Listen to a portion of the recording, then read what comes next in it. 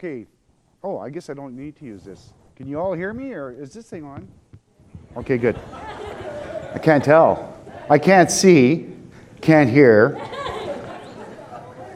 Anyway, I'd like to start the evening proceedings, and on behalf of the Learning Center students, the board of directors, the staff, instructors, and volunteers, I'd like to welcome you all to the Community Assembly, Reimagining Literacy, Social Justice, and Adult Education. Of course, I am Dennis Lapierre, and I am the Executive Director of the Learning Center Literacy Association, at least until the end of this evening. All right. I would like to invite forward Dr. Diana Steinauer, who will be leading us in a Cree prayer.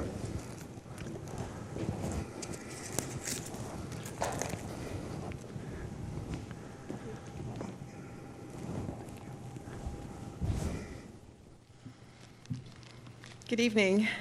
I invite each one of you to say in your own minds what is in your hearts for all of your loved ones, your family, your friends, and for what it is that we aspire to achieve in the next little while with this event this evening. I'm going to offer the prayer in my language, the Cree language, and I will translate when I'm finished. So just a moment of your time. Nutawinan, ginanaskamitnan, anuts oma mio gisigak. Sway mekakyo hange kasagi hayagek. Egosan waimnan nistanan awasagamapiak uta. Creator, I give thanks for this day and for all of the loved ones that we hold in our hearts. I ask for blessings. I ask for blessings for all of us who are sitting here today in what it is that we hope to achieve. Ai hai, kinanaskumit now.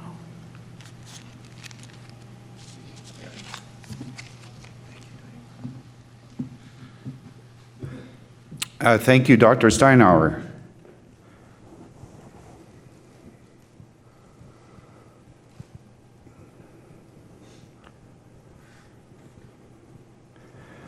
The Learning Center acknowledges that we are meeting on Treaty 6 territory in the homelands of the Métis Nation.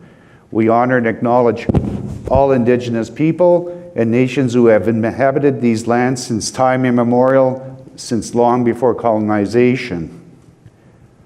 We honor and acknowledge the current and historical significance of the Métis Nation to the city of Edmonton. We acknowledge both past and ongoing genocidal policies that Canadian Nation perpetuates against Indigenous peoples, and we dedicate ourselves to speak out against them and to provide learning and educational programs that expose the systems that threaten Indigenous well-being.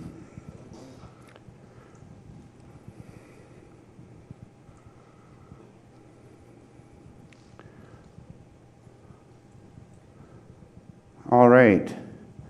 So, as we were sitting around about a week and a half ago, a couple of our staff thought that maybe, what is it that I'm doing,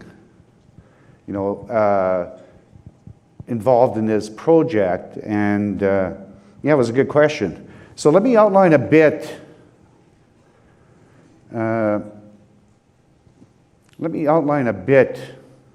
Of myself. I have 6 levels of privilege. I'm an old, white, male, heterosexual, middle-class professional. That the world that exists today was created for me, by people like me. And all that I have come to enjoy in this world is because of luck. It's nothing that I've personally earned. I did not work hard or study hard to be old. I did not work hard or study hard to be white.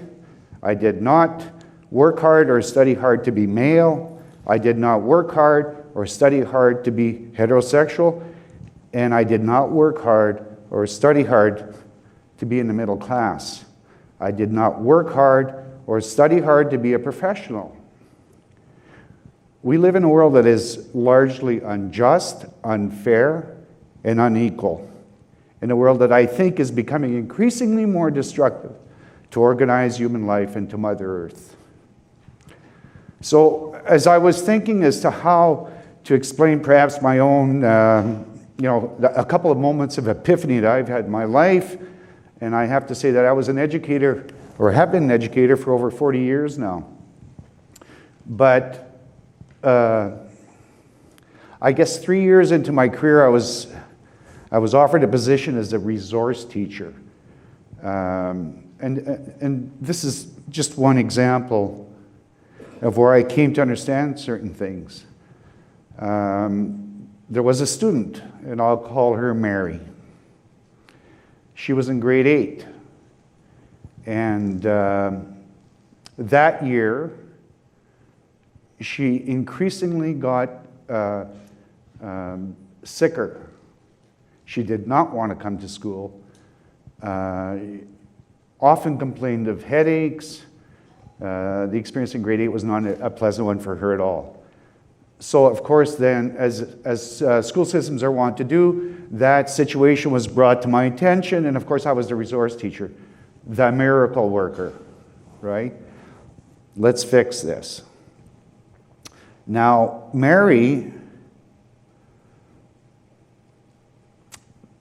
parents came to me, and so I kind of almost felt a sense of, what is going on here? Teachers were coming to me and complaining about her behavior, about her lack of wanting to learn, about her lack of attention. I could almost list 15 items that described to me, the teachers that I worked with in that school, why this particular person was incapable of learning. So I sat down with Mary and I asked her, what's going on? Last year you seemed to be doing fairly well in grade 7, and she didn't say anything. As you understand the power relations in a school, in a system, in our political systems, social systems, she said nothing. And I don't blame her. I mean, why would she reveal anything to me?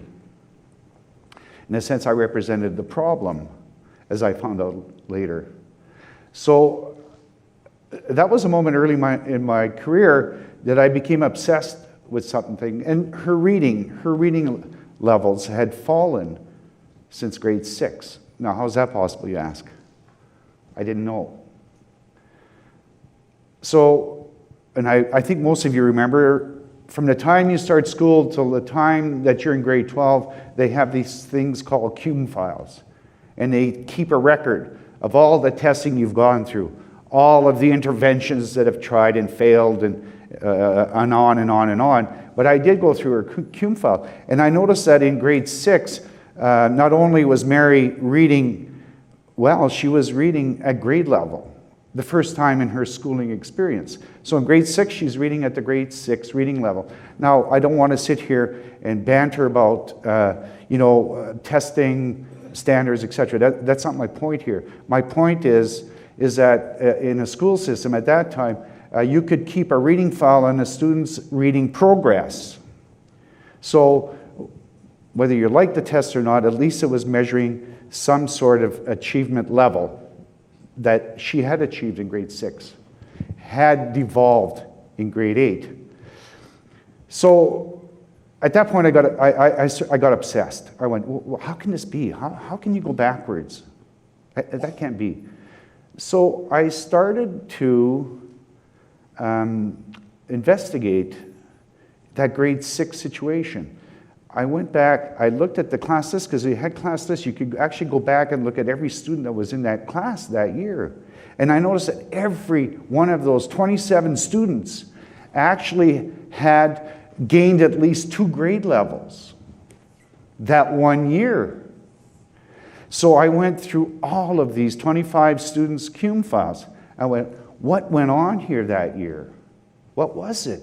How did all these students, because I also tracked their current progress, and a lot of them had fallen back a bit.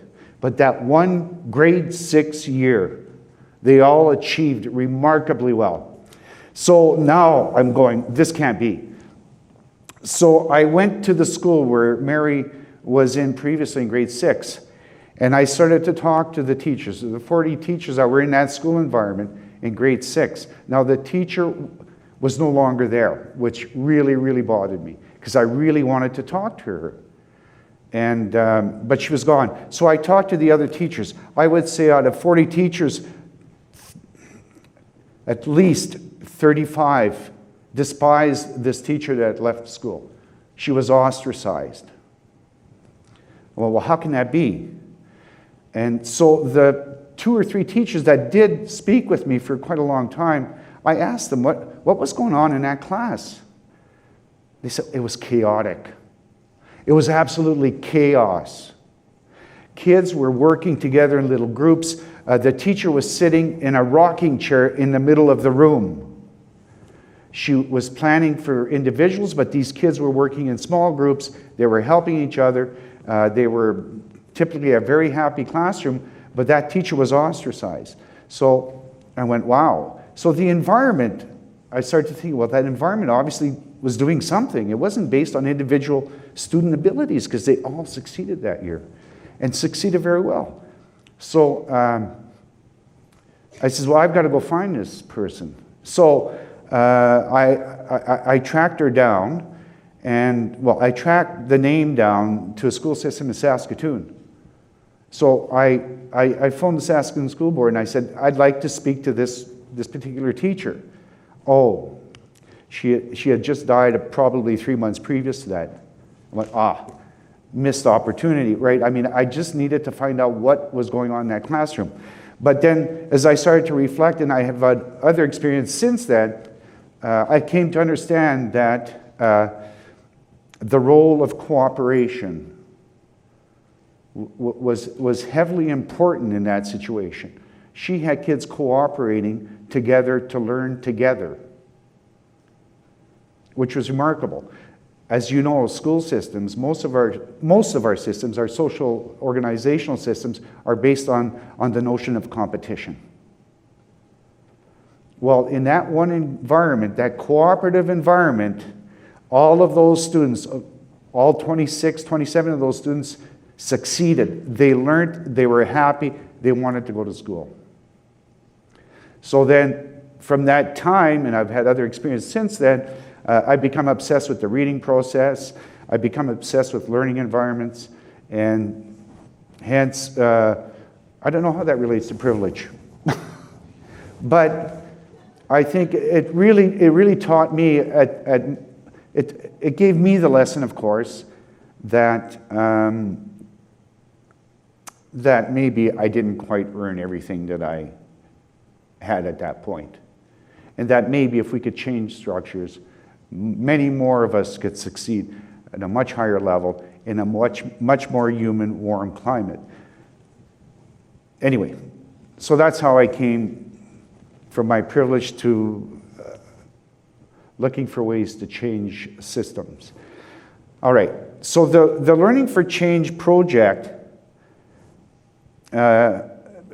began about 2 years ago. Other people will talk about it, but you know, we struggle a great deal with it, as all good learning is. It's a struggle. It's hard work. It's enjoyable work, but it was really important for us to do this, to look for ways to change the way that we do things. And there's many individuals and organizations in the last 2 years that have helped us along. So tonight I'd like to thank the Edmonton Community Foundation for having provided the funds for us to undertake the co-learning journey. We have the Edmonton Social Planning Council, who have been wonderfully supportive in terms of getting some information, some data, and helping us with the process. I'd like to thank the Community Learning Network, again, for their undying support. The Community Service Learning, University of Alberta Faculty of Arts, Community Service Learning Department. I'd like to thank ECALA, the Edmonton Community Adult Learning Association. They've been, again, highly supportive of this journey that we're on. Tonight, I'd like to thank the FAVA, and I'm looking at the acronym, I'm going, the Film and Video Arts Society of Alberta, who are filming this evening with Dr. Walcott, which will be shown well into the future, and hopefully other organizations will pick up what I know will be a remarkable and highly insightful and highly stimulating discussion with Dr. Walcott. And I'd also like to thank Ian at Wolf Willow Studios, who's provided us with this excellent sound tonight. All right. So the CoLearning Investigation it really is all about the hard work and the learning involved in collectivity and people working together. Groups of all kinds of different people working together, learning together, talking together, sharing together, listening together, crying together sometimes, laughing together, with the central goal to provide the best adult learning and educational opportunities to citizens who have so often, way too often, been excluded from mainstream educational and learning opportunities. And of course, we all know that learning is the only way forward if we ever hope to be able to offer each other a better future.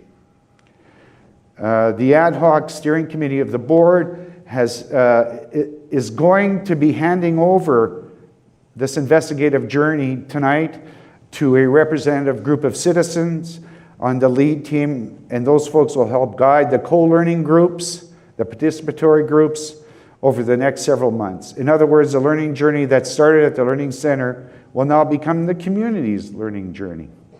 I invite you all to join us on this journey and to reimagine literacy, social justice, and adult education. Tonight is our clarion call to create better, more humane systems. All right. I'd like to introduce Aidan McEachern, who is the chair of our board, and I would ask you to step forward, please.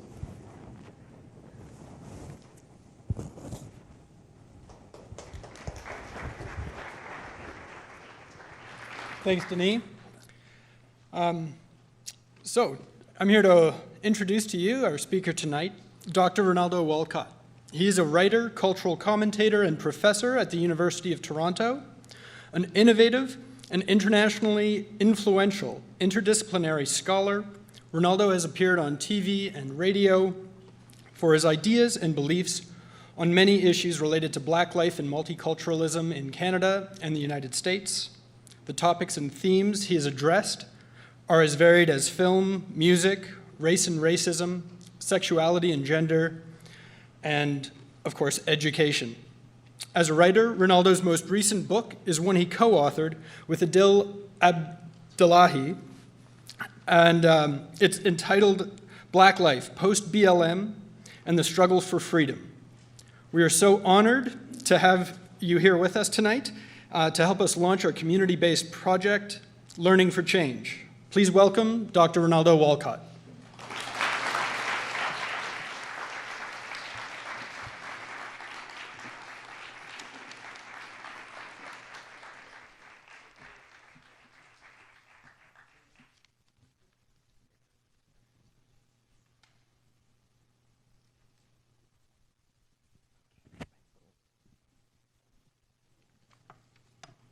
Good night. It's late, isn't it? Aidan, thank you for the lovely introduction. I also like to thank Denis Lapierre for inviting me here, Kim and the other employees at the Learning Center and the board. Also like to thank the students. I wish I could see you. And the audience and the tech people and my fellow panelists who will speak later tonight.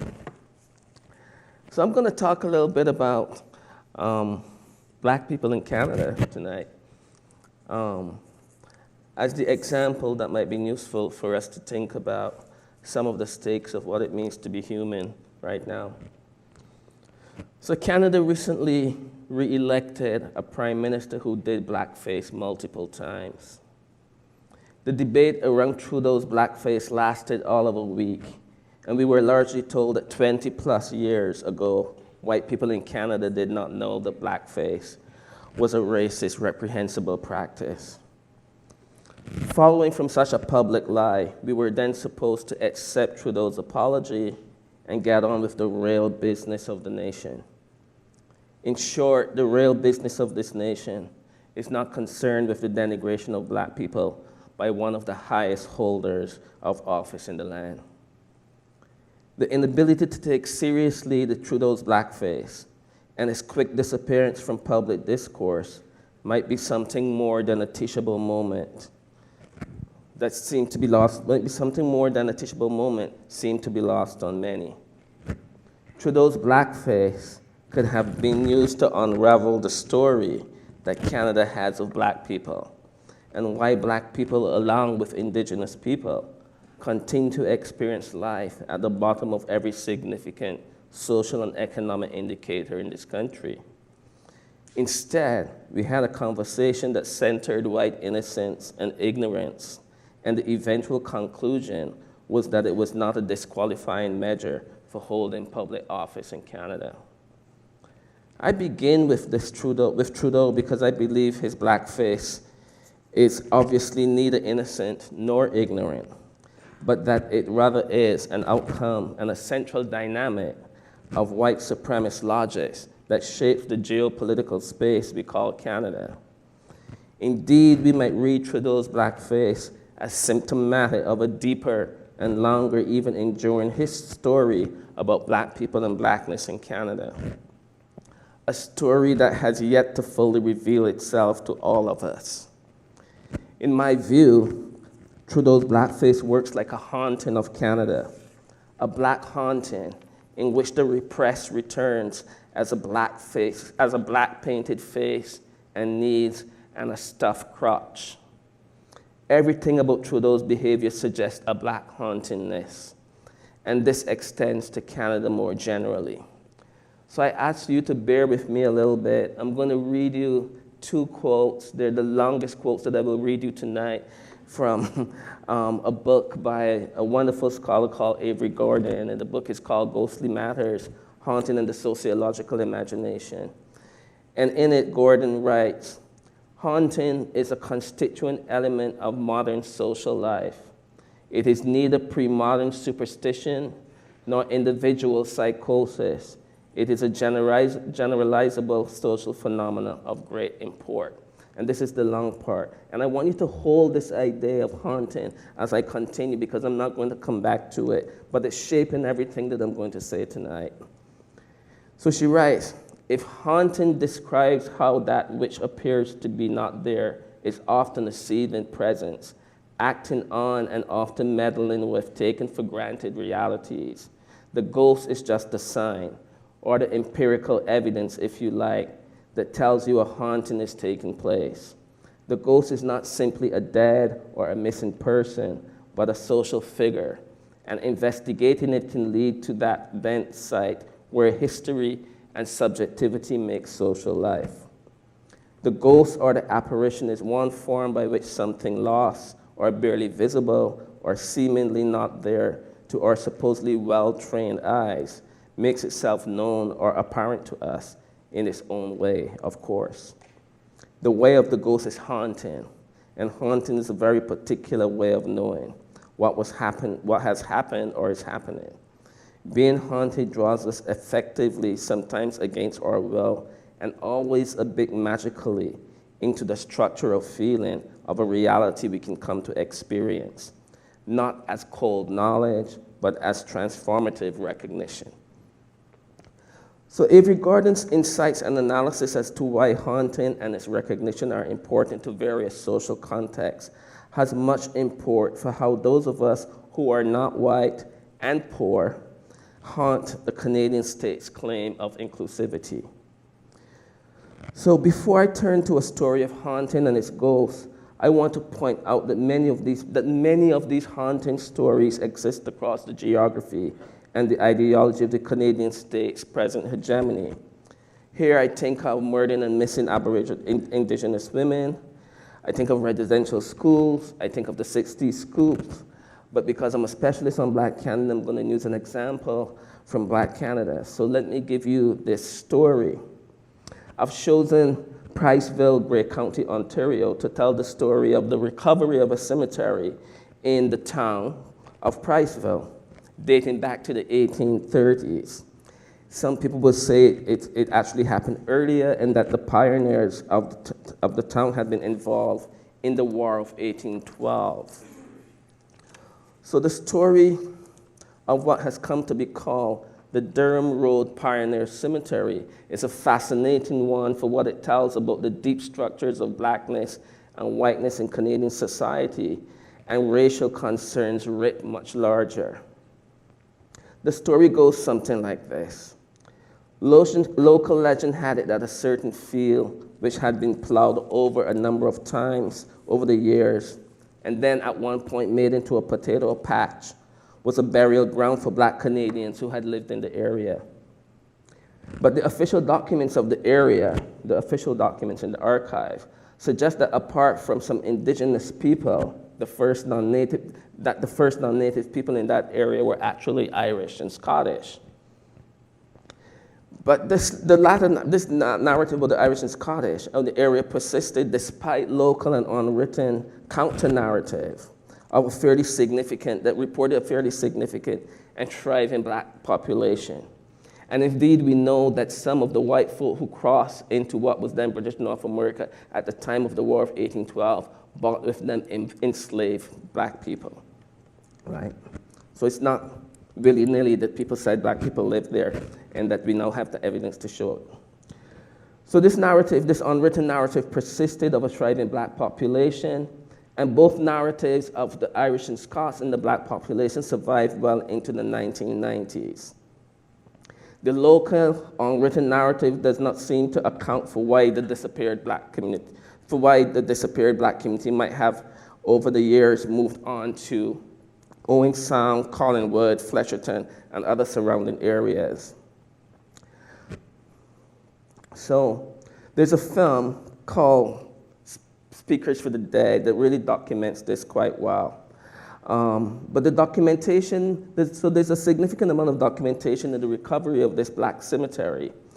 And in doing this recovery, it really produced quite a kind of community trauma for the white descendants who now live in that community. And this is an interesting thing to study. So what I'm kind of offering you here is some of the aftershocks of that recovery and the repatriation of dead Black Canadians to Grey County. Is a kind of microcosm of what would happen if a full national accounting and reckoning of Black people and Blackness in this nation was to occur.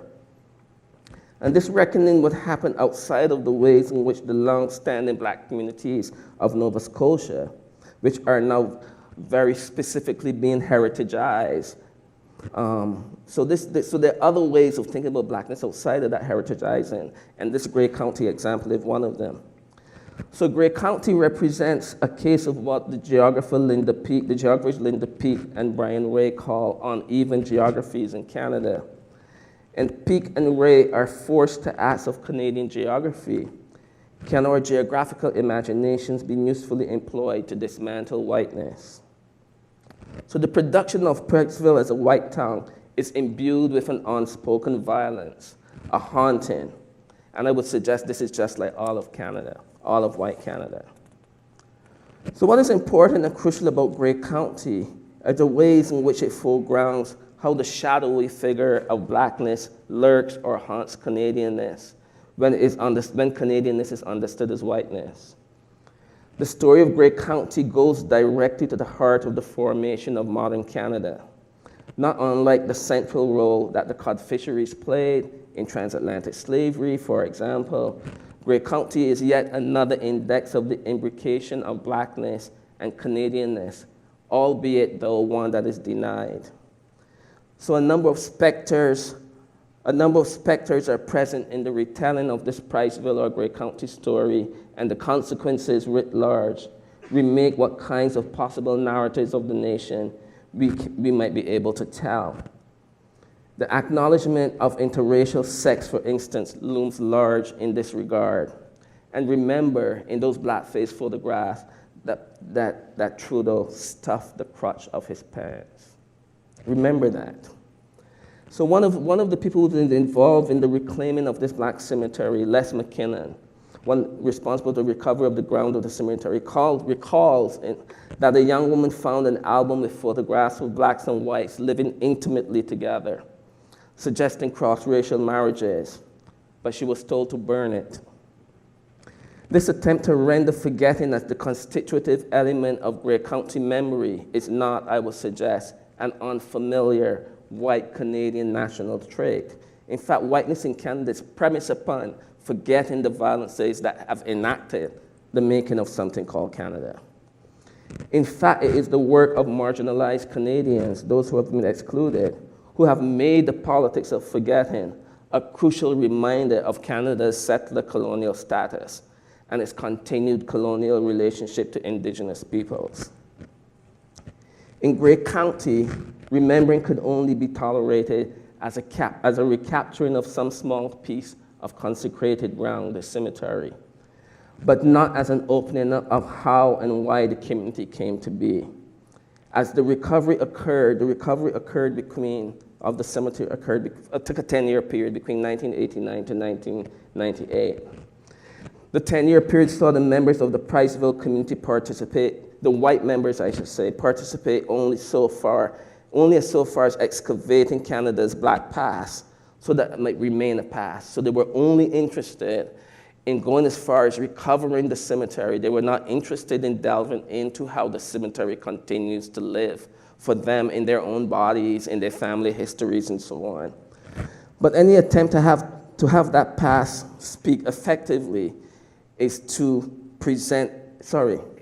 but any attempt to have that past speak effectively to the present was resisted by the residents who remained there. Now, I wanted to talk about Grey County because, the specter in any settler colonial space is haunted by the violences that constitute it. And of course, in Canada, we're becoming a little bit more familiar with the ways in which ongoing Indigenous colonization haunts this present state. But we often are not as fully aware of the ways in which Blackness haunts this state. So Priceville, when you think about Priceville is a set of limits, produces a set of limits around the parameters of archaeological excavation.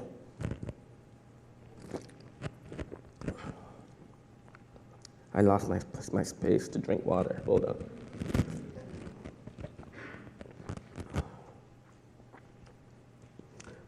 So one of the things that happened is that over the years, as the cemetery was desecrated, a bunch of different things happened. Gravestones, headstones were used as baseball markers by kids in the community.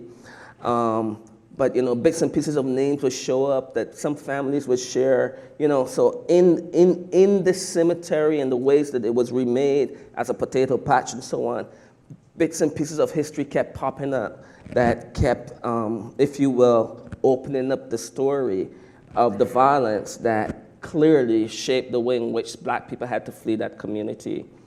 And so whiteness in Grey County thus is haunted by what I would call its Black twin, and it must continue to live with this hauntedness as an inability to face its own dead in that community and to come to terms with the possible reflections embedded in its dead. One of the major silences of this story concerns how our white Black people, or people so marked, disappeared from that town. For clearly, there are Black people in Priceville who are unmarked. So there are people in Priceville who now pass as white, who under other circumstances would be marked as Black, right? And who live with the trauma, the historical trauma, of a potential revelation of their Blackness, of their Black relations. I say all of this because I think it bears down on how it is that we understand life in Canada and how we might make sense then of Prime Minister Trudeau's blackface performance, repeatedly blackface performances. So our inability to discuss or the foreclosure of a discussion of violence in Priceville as the reason why Black people might have left is important to understanding the ways in which Blackness signifies across Canada. When questions of Blackness and violence meet in Canada, They're always positioned as anomalous and sitting outside of any continuous history of violence directed at and against Black people. As I will point out in what follows, this, though, is not the case. However, once again, the Price-Vis example holds much import for how we might proceed to think about the significations and ramifications of Blackness and violence in Canada. In lieu of an explanation of how or why Black people left Priceville, even though I speculate it was because of a tremendous act of violence, even though the withholding of land and landees figure heavily in the departure as well, an unspoken sense of some form of forceful removal is suggested, since Black people would then be constituted as squatters. One must therefore not rule out the possibility of serious physical violence directed at the Black community of Priceville. In short, one must not rule out the terror of lynching or lynchings in what we now call Canada. So I focus on the Grey County Cemetery Recovery Project because I believe it signifies the deeper structure of what I'm trying to articulate. For the Canadian state, the lurking figure of Blackness is both invisible and post-World War II in some very select prescribed ways, highly visible. The moments of hypervisibility are meant to put at bay the haunting, lurking invisibility of the earlier moments. But even more so, I want to recall the Black dead, because by recalling them, we might be better able to achieve the Canada that we want. So as Avery Gordon, who I quoted from earlier, writes, she says, haunting is a part of our social world, and understanding it is essential to grasping the nature of our society and for changing it. So when the director of the North American Historical Museum of Black Culture, Elise Davis Hardin, was speaking about this moment in a film called Speakers of the Dead, she says, and I quote from her, "I am a speaker for the dead because they are still alive." And I would say that she was not being a ventriloquist. It's not a ventriloquist that we hear when she speaks in that film, but rather an insistence from the ghosts, that she inhabits the ghost inhabits her, that we come to terms with by placing them to rest in ways that would respect their lives, the lives that they had previously lived, and the lives that they were forced to live, and those that they will be able to live when a sustained conversation concerning Blackness becomes a part of the political project of Canada. So here, when I think about these violences, and I think about the multiple instances of our blackface Trudeau, I think here recently of our Haitian brothers and sisters seeking refuge and being refused refuge as they cross the Quebec borders. And I think back to a longer history of Black Oklahomans, some 1,000 or more people who came across the border into what is now Alberta and Saskatchewan between 1908 and 1911 and ended up in places like Emerson. And I think about the ways in which the Canadian state produced, as they did most recently as well, immigration agents that they sent to Oklahoma to encourage African Americans not to cross the border. I think of the ways in which they mobilized climate to deem Black people unsuitable to Canada. And similarly, we know that the Trudeau government, as the Haitians crossed at the Quebec border, mobilized, once again, immigration agents to go to Florida and New York to encourage Haitians not to come to Canada. So there's a long and enduring story of a certain kind of blackness, about Black people and Blackness in Canada that needs to be accounted for. I think of the ways in which young Black people across this country in every city and every province are carded, stop and frisk. We have different names for it in different places. I think of the substandard health outcomes for Black people across this country despite so-called universal health care. I think of the ongoing HIV criminalization of Black people, especially Black men.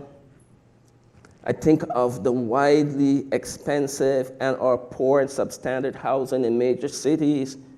I think of unemployment and underemployment. I think of schools and colleges and universities that don't work for us, Black people. And of course, the general staggering evidence that on every measure of what is counted as the good life, Black and Indigenous people find themselves on the last rung of the measurement scales. I say all of this because we have a fictive notion of a certain kind of Canadian liberalism in which Mr. Trudeau is the principal symbol of it. But every day now that I see him, I see blackface. And then every time I see blackface, I see this longer, deeper, much more troubling history of black people within the Canadian state. So I often find myself in a profound state of sadness.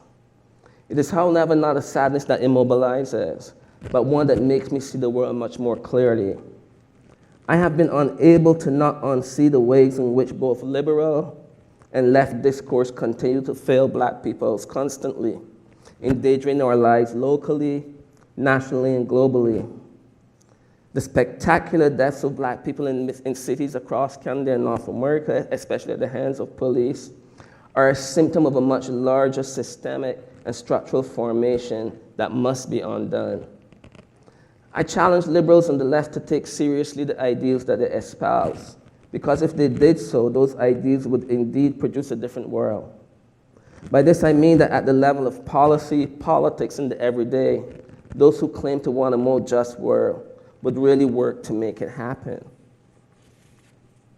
As it currently stands, liberals and the left remain locked in certain perspectives from which their responses to our current emergencies continue to leave black lives vulnerable and exposed to some of the most brutal conditions of contemporary life, often culminated in our brutal deaths. So black people are dying in our cities, crossing oceans, in resource wars not of our making. In every conceivable arena of life, we are dying, and dying in numbers disproportionate to others. Indeed, it is obvious that black people's lives are disposable in a way and fashion that is radically different from others globally. It is why I want to clearly propose that any new policy actions must pass what I call the black test. I've written about the black test in the book with Idil Abdillahi. I'm going to talk a little bit about it here now. And I say this because part of what I'm hinting at here, that Trudeau's blackface is not accidental, that actually his blackface accords with the kind of policy decisions that he has made. And I would suggest that the one around immigration, migration, refugees is in accord with that. Blackface is never accidental. So the black test simply suggests that any policy that does not meet the requirement of ameliorating the dire conditions of black people's lives is a policy not worth having. This proposal is a challenge to liberals on the left to rethink the very grounds of their desire for national and global transformative change, where it begins and where it ends. It is a proposal to liberals on the left whose encounters with BlackLife seems to always reveal the limits of their policy imaginations. I focus on liberals on the left because it is those two political groups and designations that have taken on the mantle of either dissolving inequality or at the least radically ameliorating it. So I turn to the left and liberals because both camps also make the claim of desiring and wanting a new world order. I turn to liberals and the left because both camps claim a desire to speak with, on behalf of, for a sense of community that is bigger than themselves. And both claim to espouse a politics guided by an ethics that is rooted in justice broadly conceived. But I turn to liberals on the left because their lofty claims have consistently and spectacularly failed black people, and I would add indigenous people in North America, while always, always, always claiming otherwise.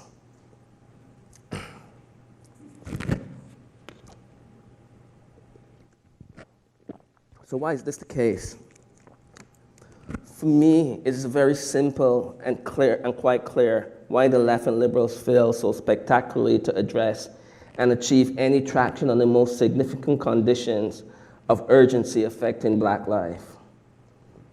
I claim it is simple because since the mid-20th century in North America and globally, liberals and the left have wanted to believe that the conditions of black self-determination have been possible. Liberals and the left, liberals and left, joint and collective belief in colorblind responses to the urgencies of our times is the most significant and fundamental flaw of their politics. It bears repeating continually that whatever the economic, social, or cultural issues are, that Black people and Indigenous people find themselves spectacularly at the bottom rungs of them, and especially so in Canada.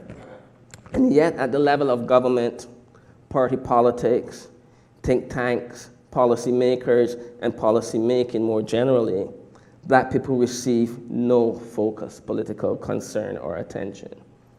In the corridors of policymaking, political reform debates, mobilizations of voters, and on, a focus on Black people remains absent. This fundamental intellectual failure and political failure is what produces a profound sadness for me, a sadness that requires action. So let me then state that any contemporary political project, I think I said it already. Okay. So however,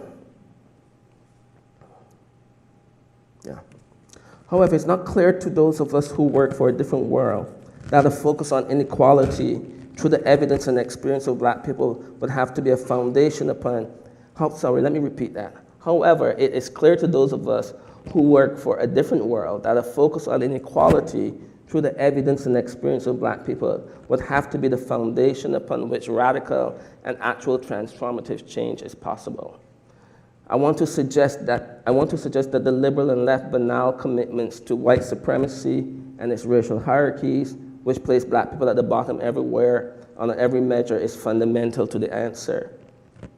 The unseen commitment to white supremacist logics mean that even those claiming a commitment to change unconsciously act out of a negation to Blackness and Black people. This political negation remains a dire aspect of our politics for a desired transformation. This political negation requires a new imaginary structure and logic. In short, a transformation of what is imagined by the liberal and left political logics of our day is urgently needed. And to achieve it, liberal and left political logics will have to invent new ways of undoing and destroying the ways in which a routinized white supremacist logic frames our contemporary movements, still including those of anti-racism and social justice formations. So it is with a profound sense of sadness that my own mobilization is one that continually works in the crevices carved out by Black intellectuals whose contributions to global life remain either ignored or briefly fetishized, only to be quietly replaced by some logic that both draws from it and simultaneously undermines it. I think here of the celebration, for instance, of Thomas Piketty and his work, Capital. Every policy proposal should have the Black test. By that I mean it should meet the test of ameliorating Black dispossession and making Black life possible in its fullest. If the policy does not meet the test, then it's a failed policy, always already from the first instance of its proposal. So the kind of political logic I'm calling for requires a different understanding of the world and a new imaginary that exceeds this world as we presently know it. And Black intellectuals like George Padmore, C.L.R. James, Frantz Fanon, Maurice Bishop, Audre Lorde, Walter Rodney, Bell Hooks, and one could go on, have been leading us to this new imaginary for a long time in a sustained fashion. We have a challenge ahead of us now to hear them. So the measure of a just society is how it treats its most vulnerable and disadvantaged members. Canada is often regarded as one of the best places in the world to live, and often rightly so for many good reasons. But Canada has a very long way to go to live up to this claim of a good place to live beyond the OECD measurements. In particular, the life chances of Black and Indigenous people leave much to be desired when the claim of the best place to live is deployed and tested against our lives or everyday realities. And yet, despite all this, Black people and Indigenous people still thrive, create, invent, and make lives worth living. Black people shape and reshape this world we inhabit for all of us. Black lives are a special kind of gift to this world. And in this regard, we need courageous and daringly ethical politicians and policymakers who can make the kinds of decisions and implement the kinds of policies that value our lives and provide the resources for them to thrive in ways that can benefit all of planetary life. They must act even when the majority might think otherwise and require persuading. The UN's International Decade for People of African Descent offers the opportunity to government and policymakers to, quite frankly, make things right.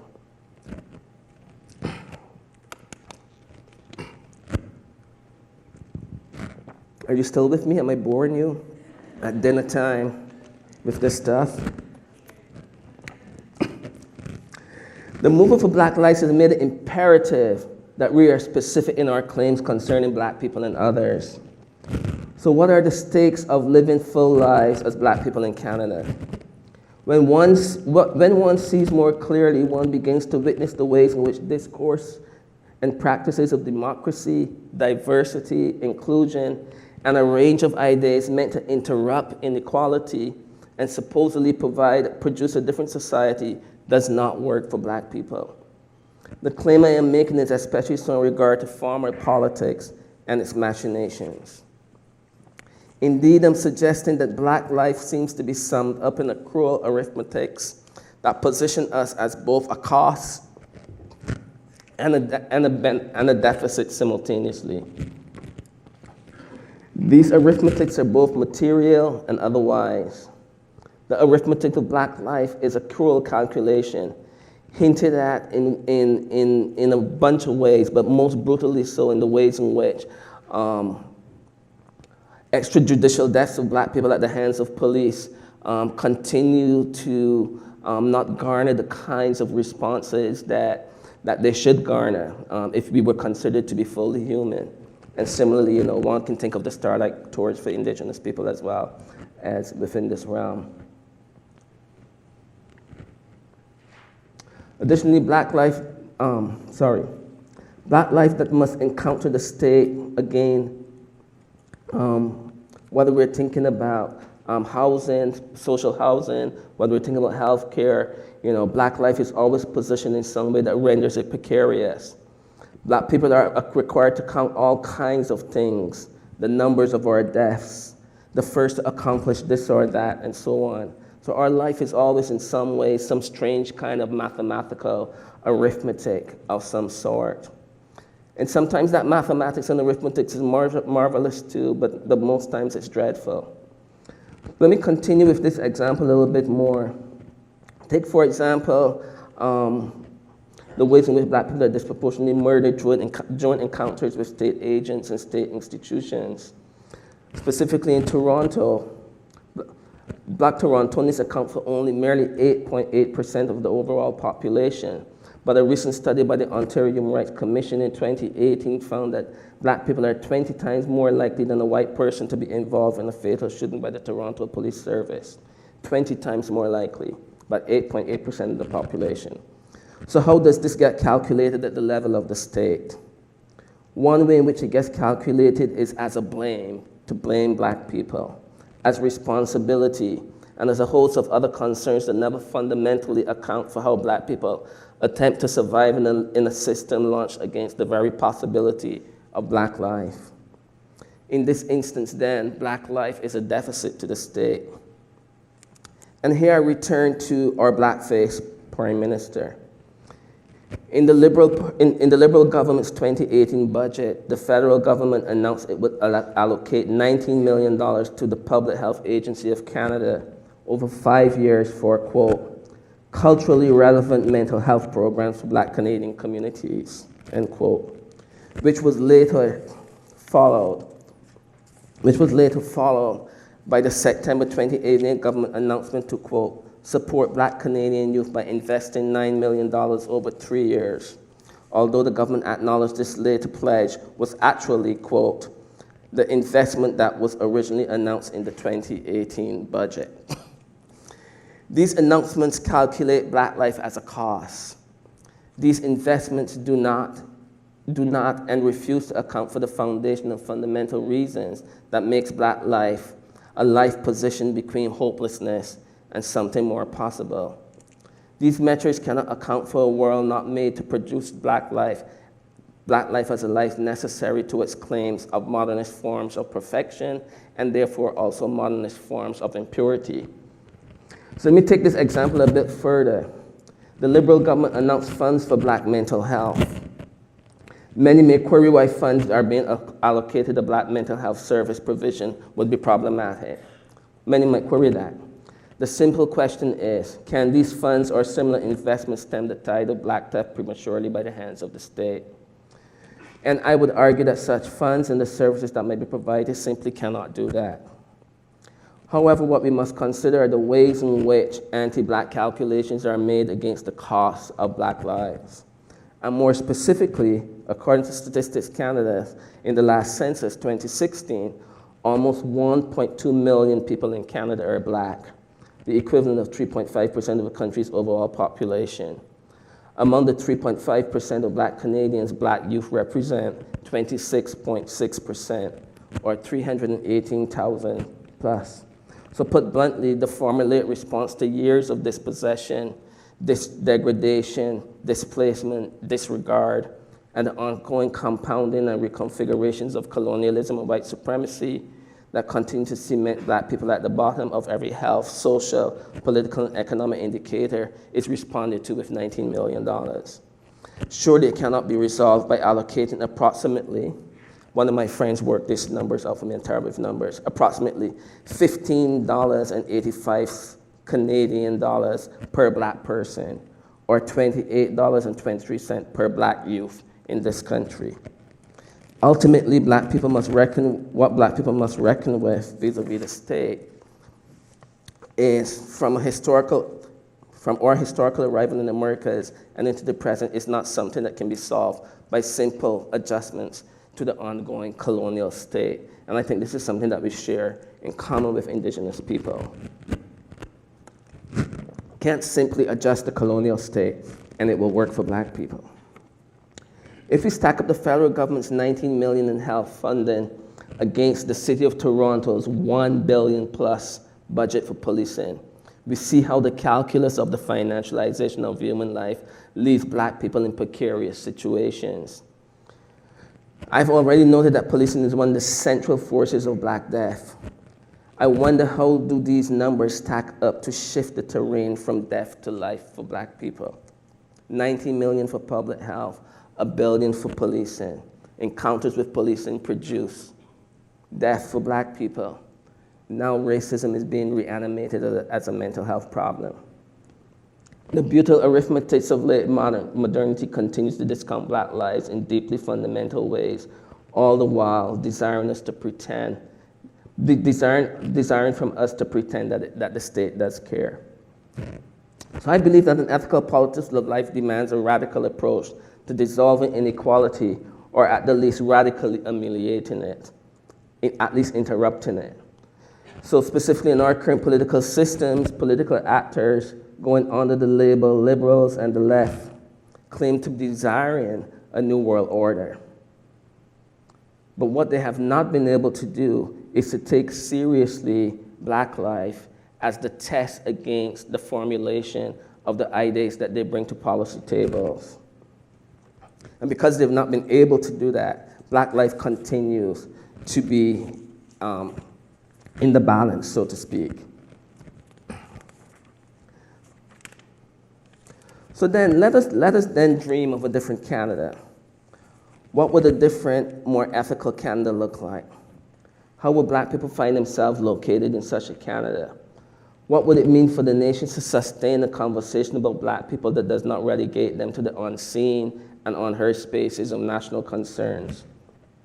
How might our Black Canadian ancestors, to crib from the late African-American cultural critic Barbara Christian, be put to rest in ways, and here I'm thinking again of Priceville, put to rest in ways that would finally accord them the peace they require.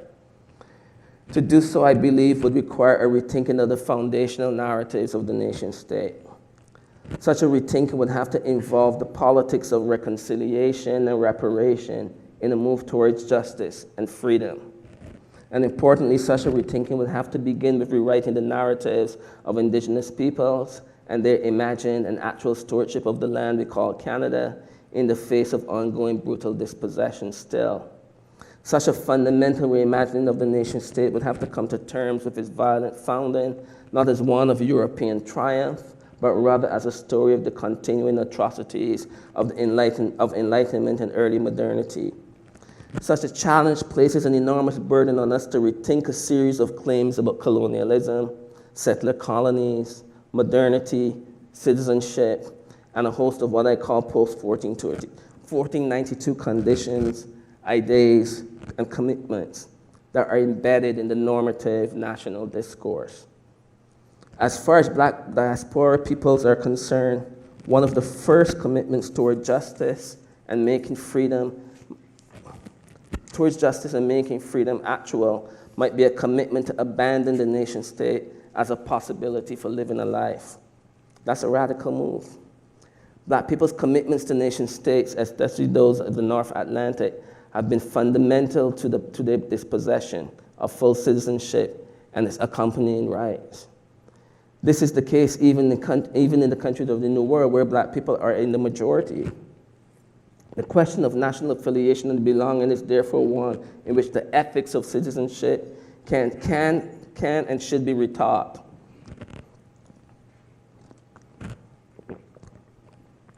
And to be frank, citizenship must be reproportioned and might eventually come closer to a meaning, something that it meaning the same thing for all of us, regardless of creed, race, gender, sexuality, religion, disability, and so on. So this is no small ethical task. Still, it is worth trying with all the energy to think a world that might be ethically borderless and post-capital. So nonetheless, in this particular moment, I'm interested in kind of elaborating the story of Canada, because the silences, the missing bits are all part of a pregnant narrative that can potentially give birth to a very different kind of story, indeed a different kind of present and future.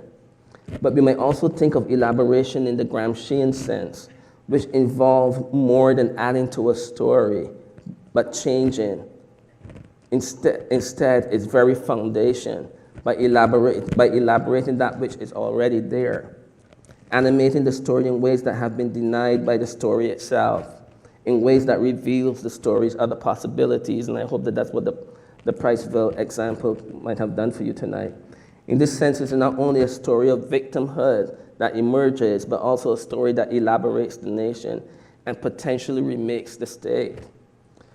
I've decidedly moved away from the language of inclusion and reforming the nation because inclusion and reforming ring too close to carceral logics and practices, precisely what Black diaspora people by and large have spent the last 500 years resisting in this part of the world and beyond. Instead, elaboration offers a way to tell the story of a nation and account for its violent institution, all the while working through the trauma of that violent institution so that reparation might be possible. The attempt to make reparation for the violent founding of the nation and the continuation of its violence to hold its national myths in place, right, to hold Canada in place as a white nation, represents a move towards a more ethical accounting of the nation and hopefully a more ethical politics of life and living. Such hope is not beyond the capacity of human beings to imagine and institute in the configurations we have all come to call nations. But what is more difficult to achieve and dislodge are the myths of communal belonging that produce the conditions and narratives on belonging that modern nations have developed as a science of the social. The techniques of multicultural policies and the rhetorics of inclusion with their slippery slopes of heritage discourse, leading some to slide right outside the national narrative, while others remain firmly ensconced as national founders, is one such moment where the ethicality of the nation might be retaught. Here I think of the moment of Bill C-21 in Quebec, where suddenly people who are Muslims slip outside of what it means to be Quebecer, and other people are firmly ensconced in it. People imagine us white, people imagine to come from a certain kind of French line, and so on. So the nation can be retaught to produce a more meaningful citizenship narrative and conditions of belonging. So this is difficult work, but it is the work from which community is made and remade as a process, and remade as a process for making a national polity that is informed and committed to mutual human concerns and not to the fortress walls of racial purity, as we see in Quebec again, even when it must publicly concede that such thinking is no longer fashionable. Right? So on the one hand, you get the contradiction in Quebec, that it claims to be a highly secular society, but at the same time, you know, the xenophobic laws like Bill C-21, and now the proposal of citizenship tests, as producing, you know, folks who are not marked as white as the outside. So we need to do this ethical work can begin when we work through our various hauntings, our discomforts, and our violences. In essence, we can try to figure out other ways of making nations that are not founded on origins of violence. This is the work of the ethical. This is the work that moves us towards the potential to make reparation far beyond the current logics that cannot imagine reparation, beyond capitalist frames of reference and monetary accumulation and proprietariness. So for me, all of this concern, all these questions come down to one of thinking about freedom. And in the movement for Black Life, they have embodied at least 3 to 4 decades of Black feminist ideas, politics, and insights into their organizing. And their formation, constitution of queer, persons with disabilities, heterosexuals, and so on, have been fundamental, heterosexuals and so on, have been fundamental to the ways in which they have invoked identity and sought to work out a politics of activism. And in doing so, I think that they have offered us a model to rethink what citizenship might look like. By invoking a list of intersectional identities, BLM demonstrates how all those identities route us back to the big questions of Black life, but life more generally, in a quite comprehensive fashion. And they bring us closer to something that we might want to call freedom. And so I'll conclude by saying, you know, what do I mean by freedom? For me, freedom marks a certain kind of sovereignty over the self in relation to collective and communal conditions and responsibilities. In the context of unfreedom, we can glimpse modes of unauthorized being or self-altered acts pointing to or authorizing the freedom to come. And by that I mean when people break laws, when people reanimate the world on the terms that allow them much more possibilities. That's the making of freedom. So for instance, I think of the ways in which Black people break rules, authorizing for themselves new ways of being in the world. These ways of being are often violently interdicted or interrupted, often by police. So freedom is the gap or the space between breaking the law and the reimposition of the white supremacist law or its variant, which is always violent. And so the law is violence in this conception that I offer you. The law then always curtails freedom for Black personhood in the West, and I would argue for indigenous people too. So the BLM movement often utilizes this call, we will be free, in the face of contemporary state violences of all kinds, that keeps open the possibility of a freedom yet to come. And I think we must thank them for the future that they're trying to make appear right now for us, a future that we know is yet to come. Thank you. Did I go on too long? That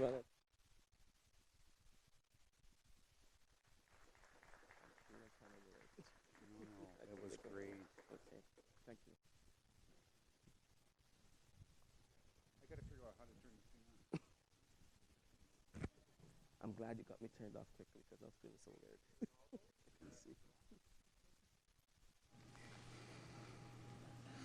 Got to lose some weight. There we go. Thank you, Ronaldo. Those are some challenging concepts, and I think, there's a lot of work to be done to create that just, that fair, that equal society that we all aspire to, hopefully. So what we're going to do now is we're going to take a short intermission. I'm going to cut it down to about 10 minutes. We're going to rearrange the stage, and we're going to have a panel discussion. which I think you'll find interesting. And I think we're at that point, we're going to use some of the larger conceptual concepts that Rinaldo referred to, and then we're going to bring it down now to the hard work of the collectivity, the beginning of it. We're going to hear from voices that require listening to. So we'll go for a 10-minute break, and then we'll come back. What time is it? Is it 8? So we'll meet back here at 8:10. We'll set up the stage and enjoy your break. 8:30. What time is it? Oh, my gosh. Okay, we'll start at 8:30. And then it'll be followed as well with a question and answer period with Dr. Walcott as well.